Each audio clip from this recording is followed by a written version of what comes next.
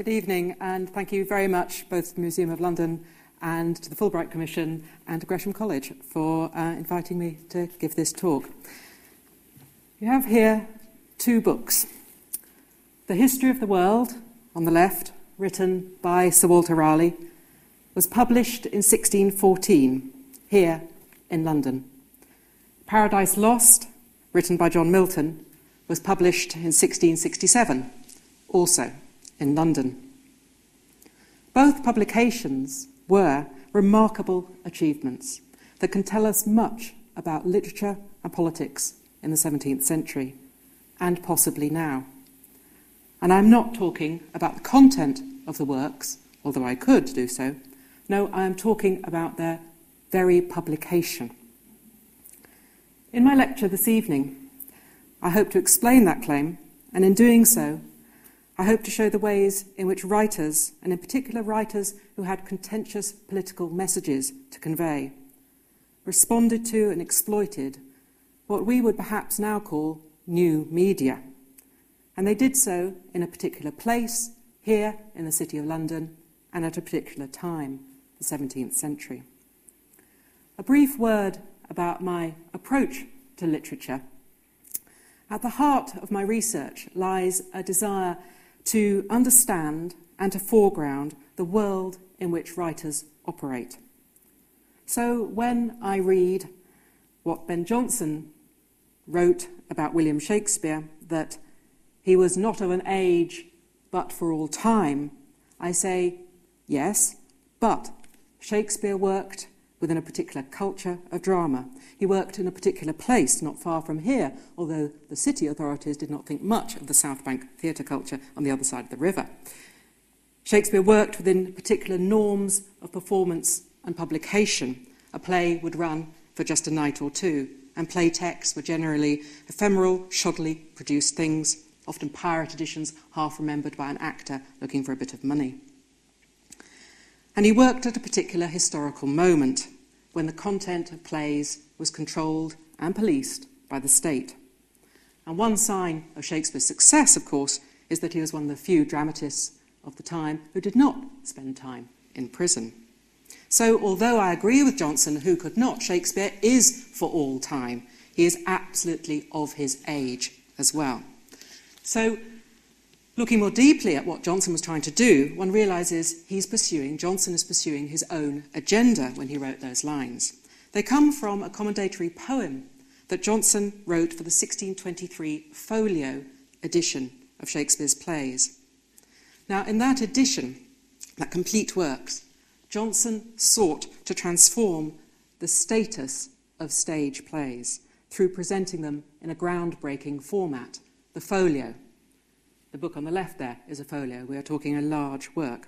The folio usually reserved for weighty works of theology, law, possibly history, as if the tweets of Liz Hurley were to be published as an Oxford University Press monograph today. And more about that later, not Liz Hurley, but tweets. The folio reveals Jonson's agenda. He wants plays to be taken seriously. He even publishes his own plays with footnotes. Shakespeare himself didn't bother to publish his plays or to preserve his plays in print in any way.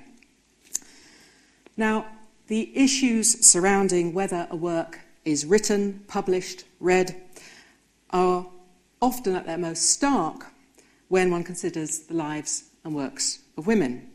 And following Virginia Woolf's lead, and she's a very persuasive arguer, I always wonder about Shakespeare's sister. Woolf imagines an equally talented sister for William. If you are denied education, or educated only to fulfill certain prescribed roles, if you cannot access pen and paper or a laptop, if you have no privacy or time for your own writing, if you are prohibited, whether by law or custom, from publishing a work, whether in print or over the internet, if you are barred from public or professional life, and if to publish or perform your own work would make you tantamount to a prostitute, and all of these were true for women in the time of which I speak, and remain true today for some women, then it is hardly surprising that no female Shakespeare or Milton appeared. But these questions, I think it's very important to remember, these questions are not only questions for women. And my concern this evening is to demonstrate the obstacles that both Raleigh and Milton had to overcome in order to write their most monumental works. And even more important, what was necessary to bring those works to the eyes of readers. In exploring this second issue, I will be talking about an emergent and rapidly changing print culture in 17th century London that has something in common with what has been described as our own digital revolution. So first to Sir Walter Raleigh. Why do I say that it was remarkable that in 1614 his History of the World was published? One answer is that the book's author, Raleigh, was, in legal terms at least, a dead man. His king, James I, controlled his lands, good and person, because in 1603 Raleigh had been condemned for treason. Although reprieved from execution by James, he was nevertheless imprisoned in the Tower of London, and he was certainly not pardoned. Now, I've written elsewhere about the early years of that imprisonment, both from the perspective of Raleigh and from that of his wife, Bess Throckmorton, and I will not discuss them here. Suffice to say, they can be characterised by the words desperate and hopeless, and a new low was reached in 1609 with the loss of Raleigh's Sherborne estate in Dorset. It had been held until then in trust by Lady Raleigh. But probably sometime around 1610, 1611, Raleigh seemed to gain a new focus. On one level, he had hopes from the court. King James's son, Prince Henry, was rumoured to be a supporter of his cause, and Raleigh wrote various position papers about naval or political matters, either for him or in the hope that he would be interested. These were tentatively circulated in manuscript. It's quite possible that Raleigh's interest in history was prompted by the desire to serve the young Prince Henry, but soon the project became all-consuming. He was absorbed in the writing of the history of the world, from the creation, you can feel the capital letters, to the present day, with maps. It's a very beautiful book, and there's a remarkable remain in the British Library. You can see Raleigh's notebook in which he jotted down and made sketches of maps in preparation for this book. So far, so scholarly, and therefore harmless, except it was a history. The ability of history to comment on the present under the guise of talking about the past was feared greatly by the state. Writers were already effectively banned from writing about contemporary matters unless under royal authority. But since 1599, the Privy Council had controlled the writing of histories as well. But as Raleigh's project grew, as his history grew, so did his ambition. He decided that he wanted to reach beyond the Tower walls, past even the court. He would publish. After all, he was already damned. I will ask how, and then why. How to get a work which was well over 1,000 pages of folio, and it still only gets up to the end of the Second Macedonian War, doesn't even reach the birth of Christ, how to get this monumental work printed and past the censors. Two answers first off, what we might call now networking, and second answer, anonymous publication. A key player is Ben Jonson. We've already seen how he was responsible for establishing Shakespeare's status with the folio of 1623, that's a few years later. Jonson, it seems, Ben Jonson, got his publisher and his bookseller on board, one Walter Burr and William Stansby. By the way, the networking spreads everywhere. Having got the deal with Jonson's publisher and printer, Jonson was then hired to take Sir Walter's young and tearaway son on a tour of Northern Europe. It wasn't quite the grand tour, that hadn't quite got going by then. And Ben and Wat Raleigh, the young son, they went on a kind of extended alcohol-fueled trip around Northern Europe. We've got some mixture of a stag party, I don't know, gap year, whatever. Neither of them covered themselves in glory. But anyway, that was a byproduct of this wonderful work, getting to the printers. The Stansby deal was done in 1611, and printing went on for 3 years. Raleigh continuing to produce material during that time. His commitment to the project only intensified with the death of Prince Henry, of young Prince Henry, in 1612, and thus the loss of his potential royal reader and supporter. It was now even more important to reach beyond the Tower walls. And by taking so long in the writing of it, he ended up writing the book back to front. The long preface, one of the most famous parts of the book, was completed only in 1614, just before publication. And this answers the second part of my how question. How did it get past the censors? It got past because they didn't see the whole thing. I'm not expecting you to read that, but it gives you a sense of the layout of the pages of the work. It got past the censors because they didn't see the whole thing. Now, if you picked up the work now and turned to Book 1, you would find chapters entitled "Of the Meaning of the Words Heaven and Earth", "Of the Intellectual Mind of Man, in which there is much of the image of God, and that this image is much deformed by sin", or possibly, a bit more exciting but not much, "Why it should be needful to entreat diligently at the place of paradise", which is not, as some commentators suggest, as high as the moon or under the equinoctial, but a nice, uncontroversial choice by Raleigh. It's in Mesopotamia. Now, this is undoubtedly what the censors saw and passed in 1611. And they added the stipulation, but it must appear anonymously. That explains how. But perhaps the more interesting question to me this evening is why? Print had been around for over 150 years at the time I'm talking about, but it was not as widely used as one would think. Yes, books of homilies were produced by the church or provided by the church to ensure that every parish church was on message every Sunday.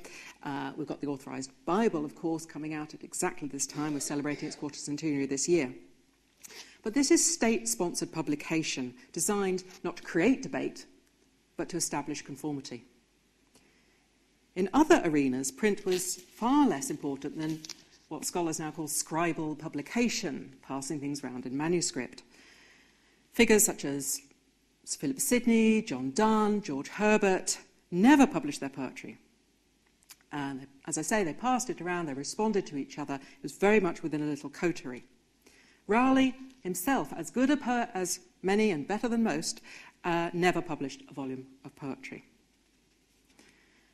These kinds of authors were reluctant to move into print for various reasons. In social terms, elite authors sought to seem above the mercenary world of trade. Added to that, certain forms of literature, such as lyric poetry and drama, were seen as fundamentally ephemeral, not for all time. Thinking in a more utilitarian way, there were also questions of readership. If you wanted to target the powerful elite, then it was often far better to use scribal publication. Why would you want to target anybody else? Why would you need to use any other method of communication? And finally, if you wanted to circumvent the licensing system, of course, manuscript circulation is the best way to do it. You can communicate controversial things that way in relative safety. All of these factors meant that a move into print for anyone in the period remained a relatively innovative step. But Raleigh had form in this area. He was the author of 2 works published in the 1590s, which illustrate very clearly, I think, 2 functions of print at this time. The first was an account of the only English naval loss in the war against Spain, the loss of Sir Richard Greville's ship, the Revenge. Raleigh, always good with words, was asked by his queen, Elizabeth, to turn a defeat into a victory, and he did so triumphantly. Raleigh tells the glorious story of one lone English captain's brave stand against a vast Spanish fleet. Yes, the ship had been lost. Yes, the captain had been killed, but all the glory was England's and that of her queen. Greville's foolish, dangerous lone stand is transformed into an act of transcendent heroism. He goes on, his queen is ordained by God to bring Spanish Catholicism to its knees, to lead England to further Protestant greatness. Elizabeth, by the favour of God, will continue to resist, repel and confound all whosoever attempts against her sacred person or kingdom. In the meantime, let the Spaniard and traitor vaunt of their success, and we, her true and obedient vassals, guided by the shining light of her virtues, shall always love her and serve her and obey her to the end of our lives. It's great stuff. Its function is very, very clear.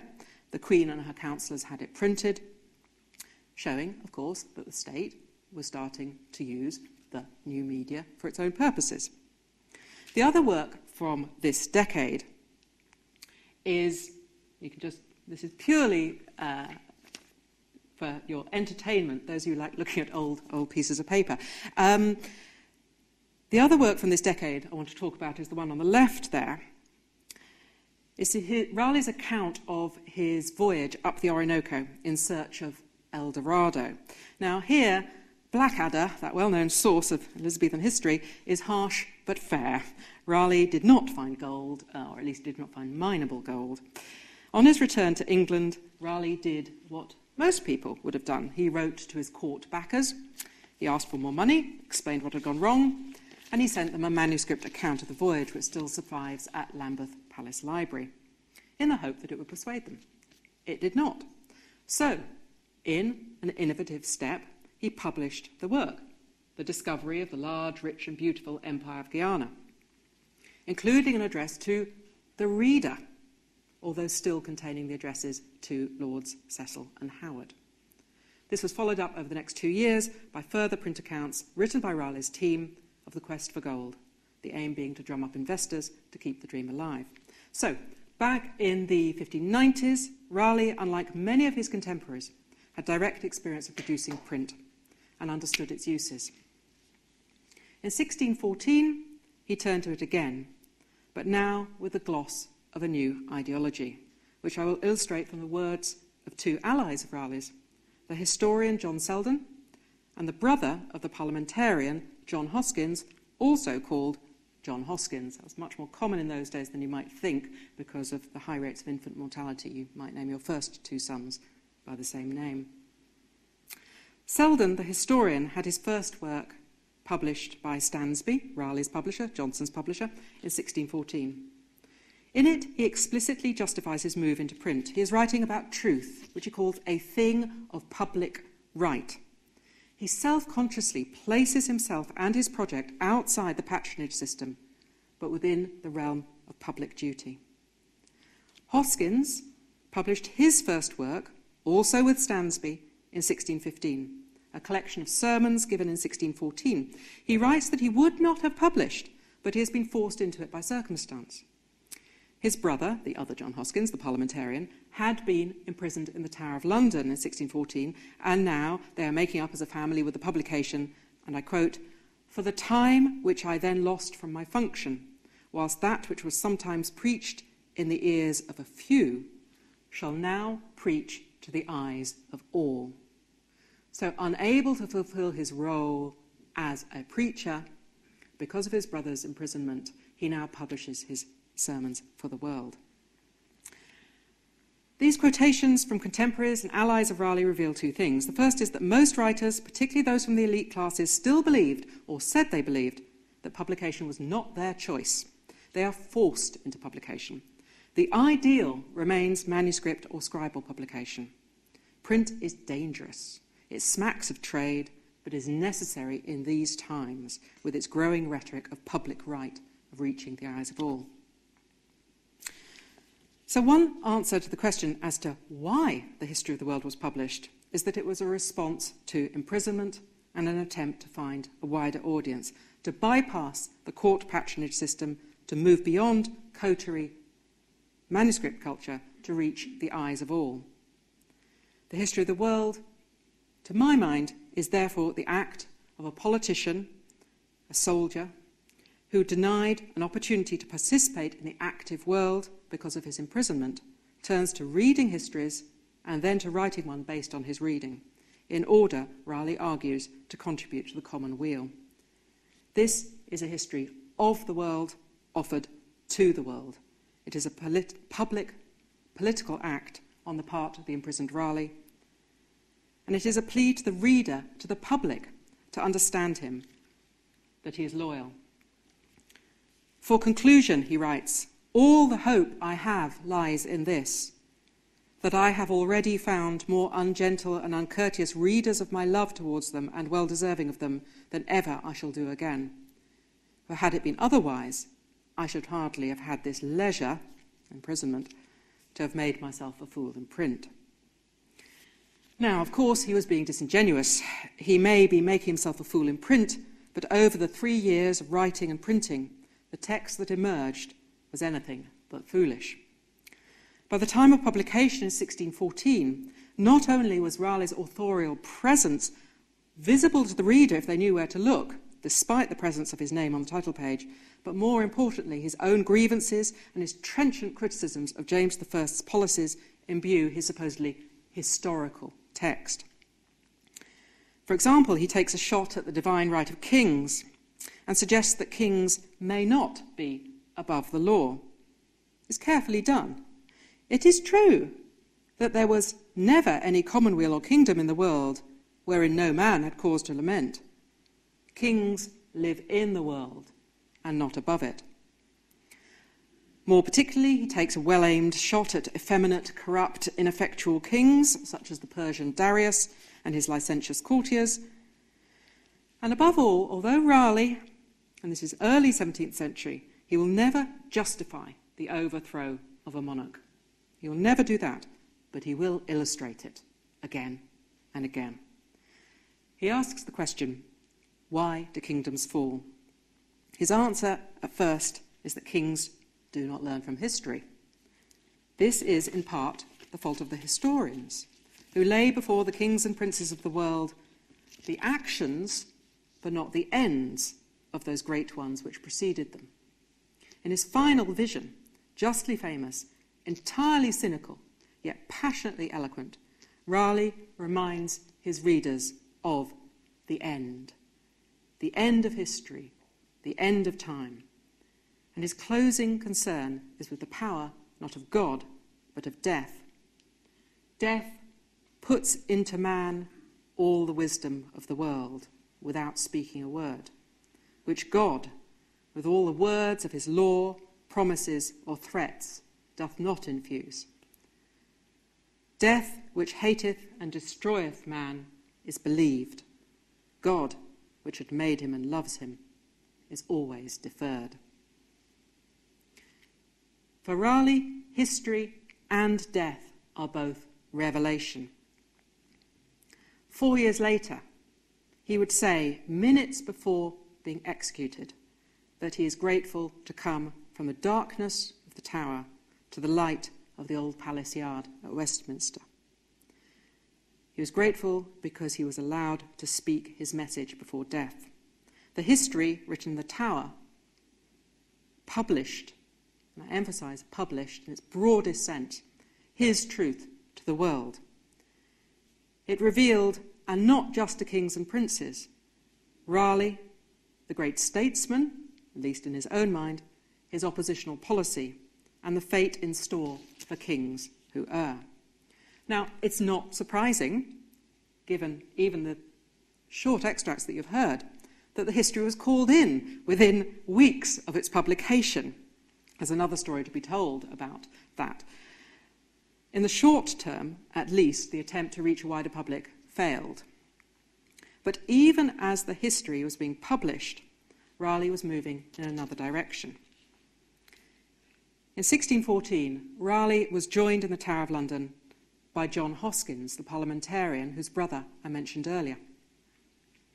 Hoskins had been imprisoned for a speech in the Parliament of that year, and 2 others were imprisoned for providing the speech. At this time, Hoskins was developing his own ideas about, in his word, actuating the powers of the people, and Raleigh listened carefully, and he began writing again. If the history was Raleigh's most notorious attempt to speak to the people, then his dialogue between a Justice of the Peace and a Councillor of State sadly not available in all good bookshops, was his most sustained attempt to write about the people as a political entity and to make claims, important claims, enduring claims, I think, for a public space in which opinions can be voiced in safety. I want to note just 3 brief things about this work. Number 1, a lesson. Putting political prisoners in the same prison is not a good idea. In 1614, Raleigh moves from a kind of generalised, partly religious-founded criticism of monarchy and a review of classical history in the history to a review of recent English parliamentary history and specific demands for the reform of the English political system. 2, Raleigh's dialogue, and don't be distracted by the work on the right, but I'll come to that in a moment. Raleigh's dialogue was circulated in manuscript, which exemplifies my point about an uneven move towards print. Manuscript circulation continued long after it should logically have been redundant. Now, the dialogue was circulated in manuscript for 2 rather glaringly obvious reasons. One, to go back to what I was saying earlier, it was designed to reach only elite policymakers, including the king himself. Indeed, 2 copies remain in the state papers, including a handily downsized version with the key points highlighted. All copies begin with Raleigh's address to the king, his sovereign misinformed.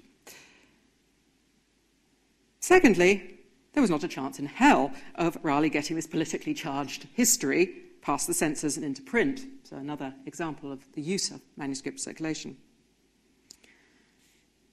But I want to make one more point about this work. The image you've got on the right here, you'll see here embedded is the title of the manuscript version, Dialogue between a Councillor of State and Justice of Peace. It was published in 1628, 10 years after Raleigh's death. So it did appear in print. It was unlicensed. There's nothing to say that this work is licensed anywhere here. And it was alleged to be printed in the Low Countries, in Middleburg. Often that imprint would be used to cover up the fact that it had actually been printed in a quiet corner of London. Most importantly, it had a new title, The Prerogative of Parliaments in England. Those of you who know your English parliamentary history will know 1628 as a year of crisis, the year Charles I decided that he would rule without Parliament, and it was this that pushed Raleigh's manuscript work into print, now harnessed explicitly to the parliamentary cause. Consider the title. It's no longer an ostensibly neutral dialogue, it was now a defence of parliamentary powers. And it would be published again and again through the 17th century, most notably in 1640, when King Charles reluctantly called a parliament and the country moved ever closer to civil war. And that does bring me to 1640 and John Milton, for whom that year was a year of transformation. Now, by that date, by 1640, John Milton had done very well for himself in many ways. The son of a scrivener father and a mother from a merchant family, he'd grown up very near here in Bread Street. Milton's powerful intelligence and his parents' ambition took him to St Paul's School, his local, what a local, and then to Cambridge University. In his 20s, he wrote beautiful poetry in many languages, a masque for an aristocratic patron, and he travelled for many months in Italy, where he had the most wonderful of times. Until his departure for Italy, he was, however, still living with his parents, now outside London, his father having retired. And an onlooker might have imagined that this not-so-young man was taking his time before heading towards the familiar career path of the church or the law. His family background, some wealth, more aspirations to gentility, and his talents suggested just that route. But neither priest nor lawyer, John Milton became a political activist. His only weapon, his pen. How did this happen? It was partly that, on his return from Italy, he finally moved back to the city and away from his parents. Lodgings in Aldersgate, literally a stone's throw from here. He was in a world familiar to him from his youth, of course, but everything was changed.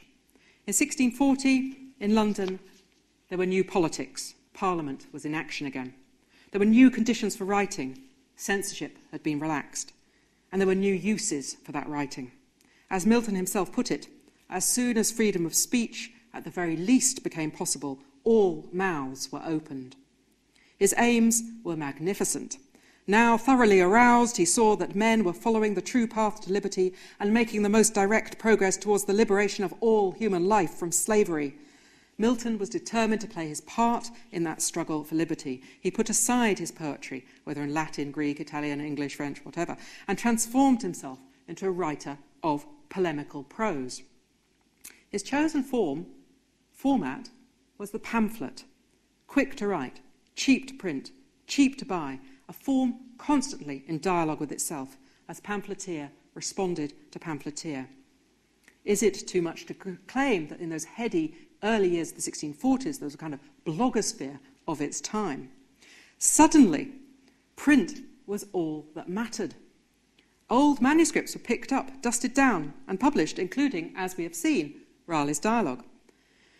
This revolution in the use of print was characterised by rapid turnover, as satirised in a rather glorious pamphlet of 1641, in which Suck Bottle the hawker, no stereotyping there of journalists, but who's trying to sell his pamphlets, is looking for a new book being out today, whilst the poet who sold a book the night before already has another to sell, but can't get a license for it. Authors, booksellers, printers, Mercuries, hawkers, all thoroughly dependent on each other. When fortune late hath frowned, all five are fallen, all five do kiss the ground, went one jingle. Mercury became a common word for a newspaper, from the Mercuries, or messengers, who brought news in person. But the term's other meaning, go-between, nimble-fingered thief, it says here, suggests vividly the edgy atmosphere surrounding news and other cheap print in this rapidly changing society. Now, I do not have time this evening to talk about the content of Milton's pamphlets.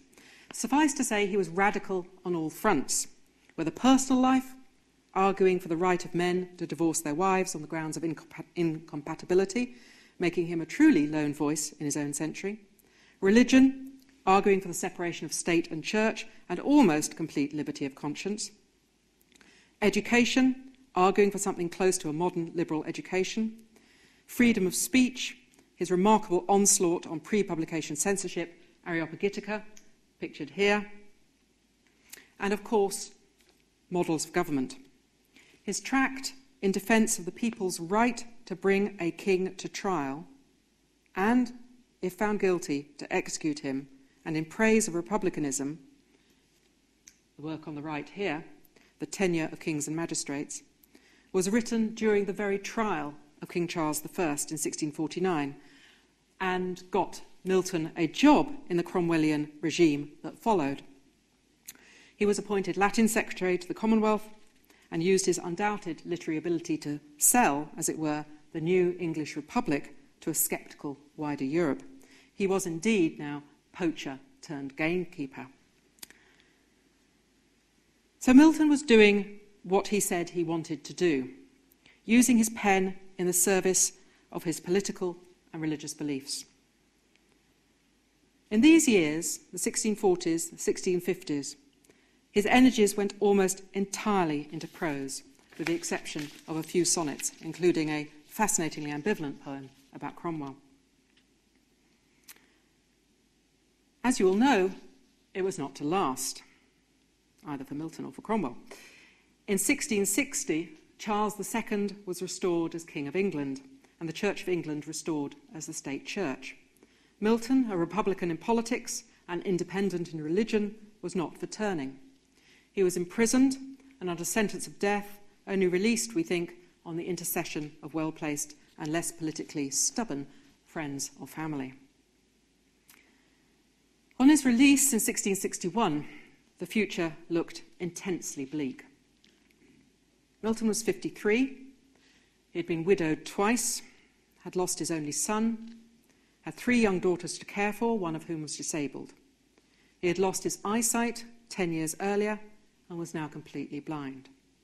He had, of course, lost the political position and the salary and the house in Petite France that had come with his support of Cromwell's regime. And his vision of Republican England, with each individual free to worship in his or her own way, with the leaders accountable to the people, was in tatters. Through the 1660s, the new government moved to enforce political and religious conformity.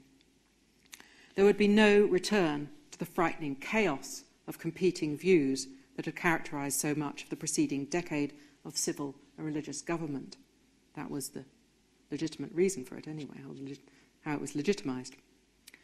Compliance with the Church of England was enforced by an Act of Uniformity. More importantly, perhaps, a draconian licensing act controlled the press, all rather topical. No carpenter could construct a press. No ironmonger could found type without the permission of the Stationers' Company. Pre-publication censorship, the kind of censorship that Milton so opposed in Areopagitica, was reintroduced and involved a 2-tier process with government censors and the Stationers' Company both given more aggressive powers actively to search out seditious material and to imprison anyone with any connection to its production. Roger Lestrange, appointed in 1663 as Surveyor of the Press and one of the most outspoken and vindictive of the returning royalists, demanded and got tougher laws and powers to stamp out the publishing underground that grew up in response to the new measures. Dawn raids, rewards for authors, rewards for informers, imprisonment without trial characterised Lestrange's rule. The punishments for authors and printers could be severe. On 20th of February 1664, the printer John Twyn was executed for printing an anonymous book. The printer was executed. It was called the Treatise of the Execution of Justice, and it echoed Milton's own Tenure of Kings and Magistrates.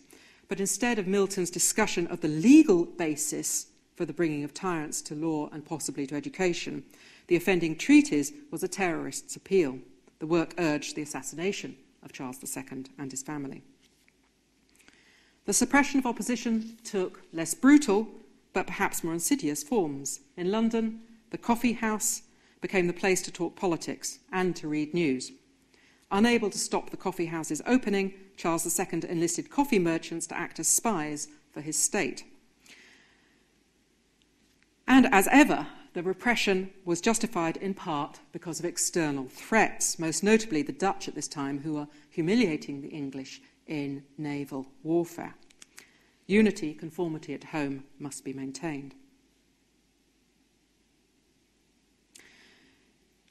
You can see why I say that for a Republican, nonconformist writer such as Milton, there was little hope. To make matters worse, a series of disasters would befall Milton's city of London. First, natural disaster, the plague, which Milton only escaped due to the friendship of the Quaker Thomas Ellwood, who arranged for the Miltons, John, his new wife Betty, and the 3 daughters to move to Chalfont St Giles in Buckinghamshire. More on Ellwood in a moment. In a moving letter from this time, Milton wrote, "Let me not be useless, whatever remains for me in this life." He would not be useless, and much did remain for him in his life. But many, including his correspondent, questioned whether he would ever write, let alone publish, anything again. If he was to do something, then the place to do it was here. It was in London. And Milton, with the plague receding, was back in London at the time of that letter, August 1666. But we all know what happened next, the Great Fire of London. For a man who loved the city, who needed the city, the plague and the fire were horrifyingly destructive of a familiar world. destroyed Milton's London. Didn't actually destroy his home. By this stage, he was living north of this map here in Bunhill Fields, another nonconformist area, of course. The fire had implications for any aspirations he might have had as an author, had a catastrophic effect on the book trade. In a tragic misjudgment, the booksellers and printers of the area around St Paul's stored their stock in the cathedral, charged for the pleasure by the Bishop of London, and approximately £200,000 worth of books and papers were lost in the fire, and many in the book trade never recovered. Let me not be useless. How, under these circumstances, could Milton make his voice heard? The answer lies in the networks in this city. On his release from prison in 1661, Milton lived first in Jewin Street, a centre of nonconformist culture, packed with French Huguenot refugees, and it was there he started tutoring again to earn some money. Thomas Elwood, the Quaker who got him away from the plague, and to a Quaker stronghold in the Chilterns, of course, was one of his students. And as a Quaker, Elwood had had first-hand experience of the kind of persecution and imprisonment for his beliefs that was common at the time. But he also had knowledge of the oppositional networks that enabled those beliefs to survive. Unlicensed print was, in the words of one historian, the Quaker network's lifeblood. Quakers did not recognise, this is a fundamental ideology, did not recognise the state's right to silence the printed any more than the spoken word. Our mouths were not opened by, nor can they be shut by the will of man, wrote man one. Now, Elwood took lodgings near to Milton, and he wrote later, "From thenceforth went every day in the afternoon, except on the first days," that's the Quaker term for Sundays, "of the week, and sitting by him in his dining room, read to him in such books in the Latin tongue as he was pleased to hear me read. It seems a pleasant image of scholarly retirement, but books were not there merely to be enjoyed. They were not merely dead things, but alive, as Milton famously argued in Areopagitica. Better kill a good man than destroy a book." Books were alive and were to be used. Like all readers in their century, Thomas and John were reading for action. Indeed, John Milton was not only reading, he was writing, and he had now completed a major new work. A striking act of loyalty made the next step possible. One Samuel Symonds agreed to publish John Milton's new work. Now, Symonds was very much part of the city print world. The son of printers and booksellers, he'd actually grown up a neighbour of Milton's in Aldersgate Street in the 1640s and 50s. Milton's new work was, however, a bold step for Samuel Symonds. It was the first work he was to register under his own name. So the printer's name was going to go on the work. And in doing so, it showed a remarkable loyalty on the part of the printer-publisher. Matthew Symonds, Samuel's father, had printed Milton's work in the far-off days of the 1640s, including his most radical and now, of course, condemned and burned, blacklisted works, such as The Doctrine and Discipline of Divorce, Iconoclastes, and The Tenure of Kings and Magistrates. If you look at Areopagitica, just a small detail, it protects its publisher, its printer. Milton is willing to risk his name in the 1640s. He doesn't risk his printer and publisher. So he was loyal to the Symonses as well. I should say that it's not proven that the Symonses did publish Areopagitica, but it's pretty certain that they did. But the Symonds family had not published anything by Milton, for good reason, for 26 years. But on 27th of April, 1667, the contract for Milton's new work was signed, and as you will have guessed, its title was Paradise Lost. But next came the really difficult task, getting the work passed the censors, remember pre-publication censorship. Milton's regicide tracts were still very much in the public mind, and the very title, Paradise Lost, could quite easily be seen to refer to the political paradise that the Republic might have been. Milton had to tread very carefully. Any explicit criticism of the Stuart monarchy, any impassioned plea for republicanism, and the work would never reach the booksellers. In the light of all this, it is somewhat surprising that Paradise Lost did get past the censor, and scholars have shown in some detail that it was beautifully timed. There was a lot of thought going into the precise moment to get it out there. Wise decisions were also made about its presentation. And if I can go back to my opening, it's a very small book, and it's a very plain book. It looks simple, it looks unthreatening. There are no addresses to the reader, there are no endorsements from celebrity Republicans, there are no images of the author. And also, something that still in a way weighs down the book, it is easy to view Paradise Lost as high culture. Its elevated style, meaning that it can't really have anything to do with the messy business of politics, let alone non-elite politics, the wide readership that the censor had a duty to protect. So it is rather remarkable that this first small quarto edition of Paradise Lost appeared in October 1667. That John Milton emerged alive from the regime change of 1660 is noteworthy. As one opponent said bluntly, he was Latin secretary to Cromwell and deserved hanging. That he entered into the most creative phase of his life is surprising. That he found a way to make his voice heard in the new conditions, it is nothing less than extraordinary. It is up to you, of course, to decide what, if any, message Paradise Lost carries, political, religious, moral. For those of you who have not read the work, I recommend reading it out loud with a glass of something in one hand and the poem in the other. For those of you who are forced to study it at school, bowing under the weight of its scholarly footnotes, I recommend the same thing. Remember, it was first published just as a poem.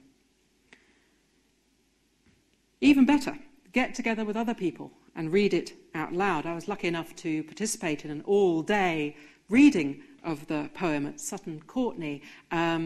Philip Pullman was Satan, and I was Eve. And needless to say, Pullman had all the best lines. The history of the world, on the left there, despite its maps, is harder to recommend to a modern readership, but I'm still going to. Some parts of it contain passages of prose that are as good as anything I've read. And if you have a taste for Macedonian history, enjoy eloquent explorations of the meaningless of human endeavour, or are fascinated by Hannibal, as Raleigh is, then you will find much to enjoy. And as I say, the maps are beautiful. But, as I said right at the beginning, I am not concerned, at least this evening, with the content of these works, but in what their publication shows us about Raleigh's and Milton's use of new media, in their case print, for political purposes. And I hope I've shown, to some extent, the battle for the control of that new media. My case studies, I hope, demonstrate not only that old media coexists with the new, but that old battles are constantly being refought, but in different ways, as they are today. When I was invited to give this lecture, many months ago in fact, events in Egypt were already being labelled the Twitter revolution. My sense, and I am no expert, was that this was to overplay the power of social networking tools, and indeed the new media.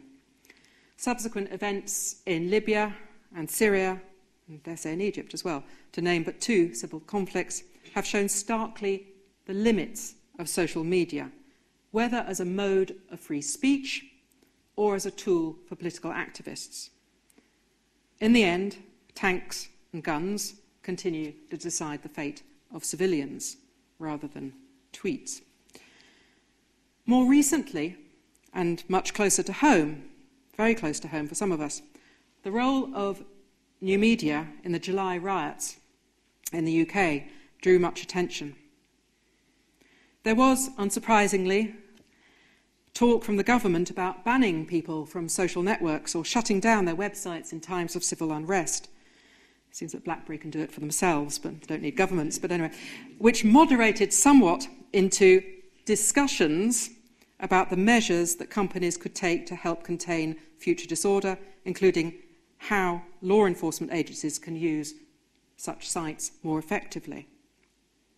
Symptomatic of this dynamic was a research call from the government's counter-terrorism unit for the development, and I quote, technology-enabled solutions for the gathering and analysing publicly available data to gain an understanding of current and developing events. I'll leave you to translate what that means. Twitter, to give one example, is valued for good or evil, in part because it bypasses or challenges the established media and the state's control of information. Its very ability to do so, however, means that it is now, of course, being absorbed, used, monitored by the established media and the state. And for this reason, because of this interplay, this dynamic, I would argue it is vitally important that we analyse the evidence we have. Both Raleigh and Milton, they may have been writing hundreds of years ago, are eloquent that records must be kept and records must be available, and that access to information in order to judge historical events is vital to a free society. It's important to analyse the evidence we have, if only to counter repressive measures such as those mooted in the aftermath of the July riots. The Guardian did some excellent work on this, published on the 24th of August 2011, I believe still on its website. They analysed more than 2.5 million Twitter messages relating to the riots in England and demonstrated that Twitter was mainly used to react to riots and looting rather than to incite events. In fact, 8% of the total 206,000 tweets were involved with the clean-up operation. Moreover, as in the 17th century, new media coexists with the old. Those are post-its. Some of you may have seen them.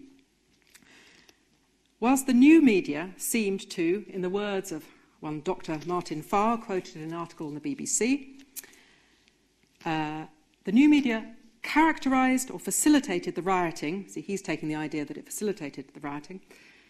Other, much more traditional forms of communication emerged in the aftermath, collections of post-it notes expressing support for the community. In the words of Dr. Farr again, writing notes is very old media. It's as if it's a restatement of community identity. It may be even perhaps a response conscious of its own form, low-tech, fighting back against smartphones. But I would add, look at the way this is already being channeled by larger organisations in the second image there. Lionel Barber, the editor of the Financial Times, made some similar points, but perhaps from a different perspective, last month at the Fulbright Eccles Centre lecture at the British Library.